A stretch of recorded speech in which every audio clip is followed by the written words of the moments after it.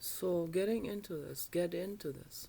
Read it. Don't never ever get stuck with something religious. If some you have to pay attention to the kind of stuff that is presented to you, Pay very close attention to who wrote it, what is this about? Is someone benefiting from this? Is this going in a religious direction?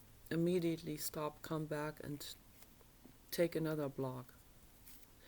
And better go for the scientific blogs, and be careful, sometimes they are paid by the meat industry or the tobacco industry. You gotta be careful, They have their dirty hands in all kinds of institutions, governmental institutions, research even, They pay researchers.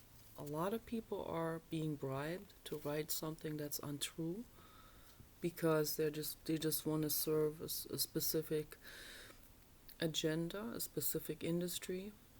We have to be very, very careful now. Okay, when you see mothers for whatever the U.S. traditional lifestyle, that you already know, like, where the heck is that coming from? Which meat corporation has paid for that? So be careful. So let's go with real science, and also read more. Go get into it more.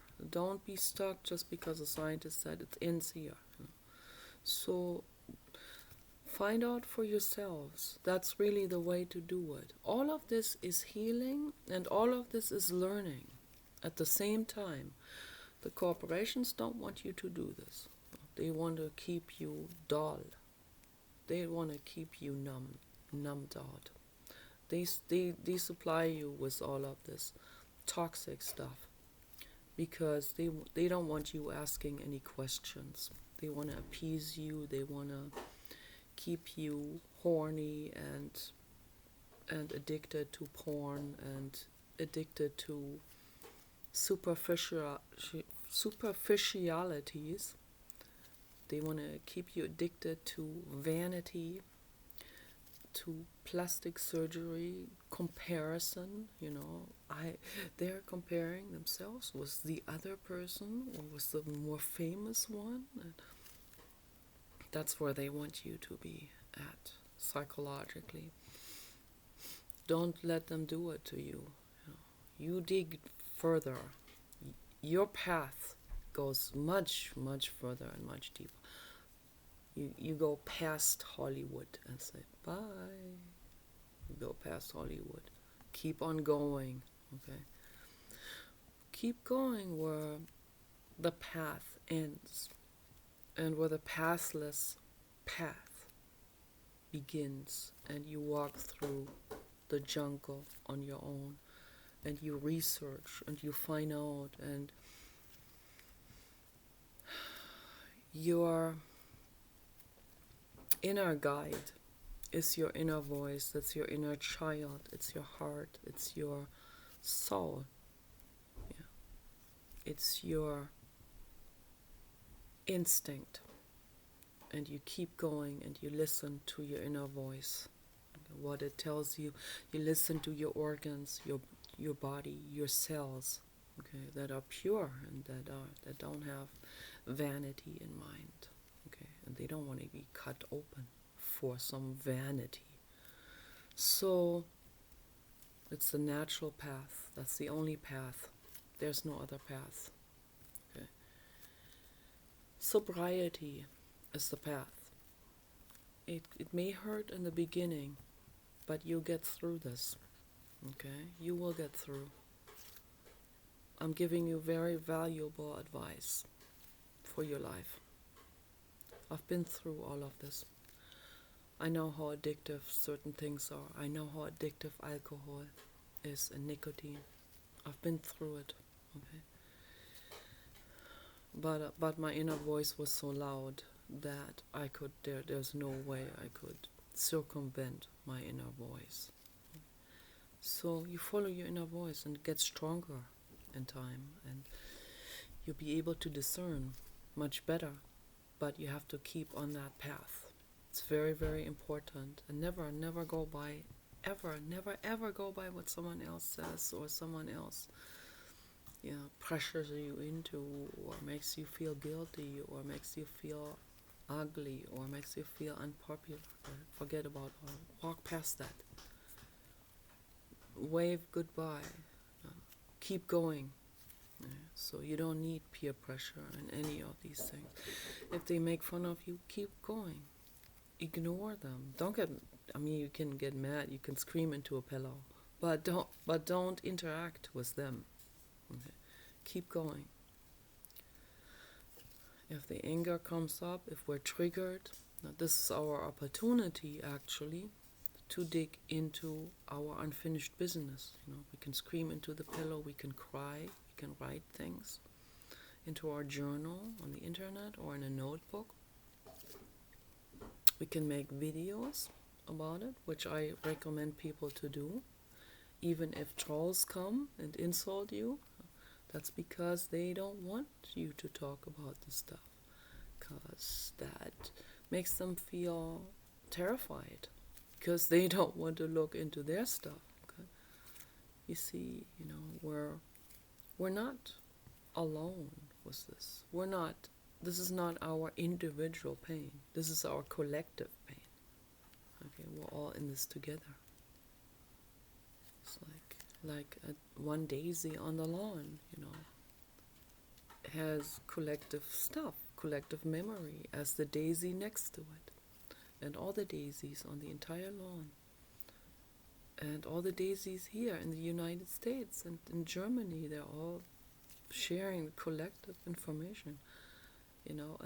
And the same goes with the more complex organisms, like dogs, horses, humans, and pigs. So it goes much deeper. So, but I always venture away from what I really wanted to talk about, which is tomboyishness. Where does it come from? When we're children, we want to look like our dads, whether we're boys or girls, because that's before we identify ourselves with the gender. That's before we come into our sexual identifications, and also we haven't been brainwashed yet into role distribution. This is how a girl has to look, this is how a boy has to look. And that's why more and more girls, also during my generation, during the punk era, have rebelled against the role distribution and have said, no, well, why should we allow that? Why should we accept that? Why should we accept this ridiculous role distribution of the girl helping the mother bring the dishes in the kitchen and my brother can stay sitting there? Why should I wear a dress? For whom? If the t-shirt is so much more comfortable, if the pants, the loose-fitting pants, the cargo pants, the stretch pants are so much more comfortable. Some women, even in the past, long time ago, there weren't very many, but there was always someone. There was always at some point, like Marlene Dietrich, who would say, no, I like pants better. And then she was an influencer. Then she influenced others. And they wanted to wear pants too. So why should the woman wear a dress? So that she can get raped better? No. And that brings me to the subject, the actual psychological subject of tomboyishness. Tomboyishness is a protection mechanism. We want to protect ourselves, We want to also be respected. We want to be seen as an equal, We don't want to be constantly sexualized. And when men sexualize women, they tend to infantilize them. You know, what does it mean, infantilization? It means they they all they view them like children. They view them like dolls, like someone who is not on the level intellectually. Oh, you cutie pootsy, that's infantilizing. But it's a real strong component in a very, very, very large percentage of men in the way they interact with women, particularly when they interact with women whom they are sexually attracted to. And I'm not judging from a wider angle. I'm just observing this. We need to observe, okay? Let's not observe it in a judgmental way. Let's just observe. It is what it is. This is what's happening. Why is it happening? Then we ask the question, what's going on? What leads them to this? This is an unconscious process. This may be even biological. This may be so visceral that we don't even know where it started or what caused it. Why is the woman so made so passive and so, the alluring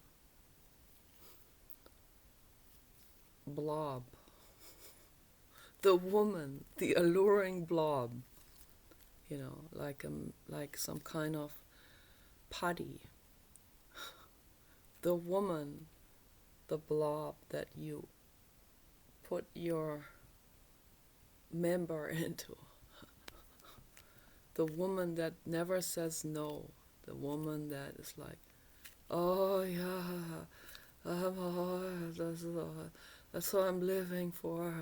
No, obviously the woman has brain matter too, right? And discerns and does some critical thinking, just like the man, goes to university, studies, gets a degree, forms a view on things, makes choices too. The woman is not just this passive clay blob to be using it. You can buy something like this on the internet. that some kind of silicone blob type of thing, but and that will not have its own views on anything. So, but a living being, wants to be respected. A living being wants to be loved, not raped, not violated, not forced, not coerced, not dominated.